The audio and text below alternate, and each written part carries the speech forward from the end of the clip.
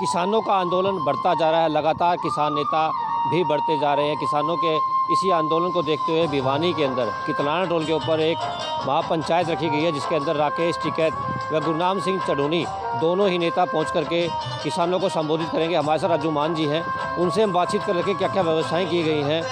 ये पंडाल सजाया गया है, आप देख सकते हैं स्टेज बनाया गया है। स्टेज के अंदर जो है मजबूत स्टेज बनाया गया ताकि किसी प्रकार की कोई दिक्कत ना हो। तिरंगा झंडा यहाँ लगाया गया। किसान अभी से ही आने शुरू हो गए हैं।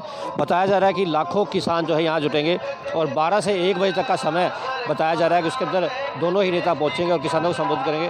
राजू मान जी से बात कर लेते हैं। सर, क्या क्या व्यवस्थाएँ की गई हैं? देखिए, जैसे कंडेला में हो गया था कि वो मंच कुछ कमज़ोर रह गया था, यहाँ पक्का 30 बाई 30 का मंच बनाया गया है, जिसमें बाकायदा भरत करके कि किसी तरह की कोई अव्यवस्था ना फैले। और उसके साथ बाकी लोगों के बैठने की व्यवस्था की गई है। प्रेस की अलग से गैलरी बनाई गई है और चाय पानी की व्यवस्था जितने भी लोग आएंगे बाहर से, क्योंकि दूर दूर से लोग आने हैं। जैसे कंडेला में हम यहाँ तक के लोग भी पहुँचे तो निश्चित तौर पर वहाँ के लोग भी यहाँ पहुँचेंगे। तो एक बड़ी महापंचायत का आयोजन एक तरीके से मैं तो ये कहूँगा कि महाकुंभ देखने को आपको मिलेगा थोड़ी देर में यहाँ पे। सर, जो बात की जा रही थी कि तीनों जो कृषि कानून है वो रद्द हो, क्या लगता है आपको कि तीनों कृषि कानून रद्द हो पाएंगे? सरकार दबाव मानेगी?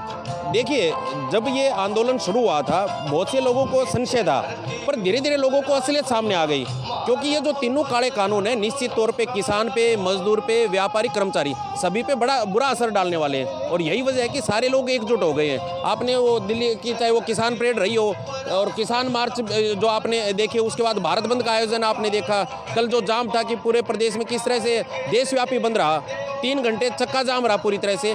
लोग जागरूक हो गए हैं। आज किसान भी जागरूक है, उसका बेटा भी जागरूक हो गया। उनके समझ में आ गया कि इन तीनों काले कानून का हमें कितना नुकसान है।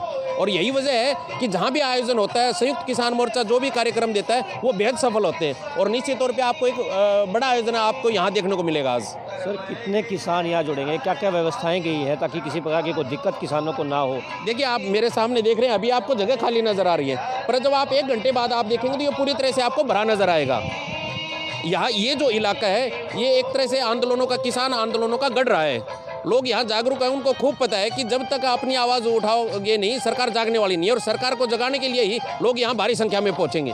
राजू जी, प्रस्तावों की अगर बात की जाए तो क्या क्या प्रस्ताव इस पंचायत में रखे जाएंगे और क्या क्या प्रस्ताव पास होने की उम्मीद लग रही है? देखिए, जो प्रस्ताव कंडेला में रखे गए थे उसमें चाहे तीनों काले कानून रद्द करने की बात हो, MSP की गारंटी देने की बात हो, बिजली संशोधन अधिनियम 2020 वापस लेने की बात हो, किसानों के कर्जा माफ़ी की बात हो, स्वामीनाथन आयोग की रिपोर्ट लागू करने की बात हो, और इसके साथ जो दिल्ली में बेकसूर किसान जिनको बंदी बना गया, उनके ट्रैक्टर रोक दिए गए, उनको बिना शर्त रिहाई की बात हो।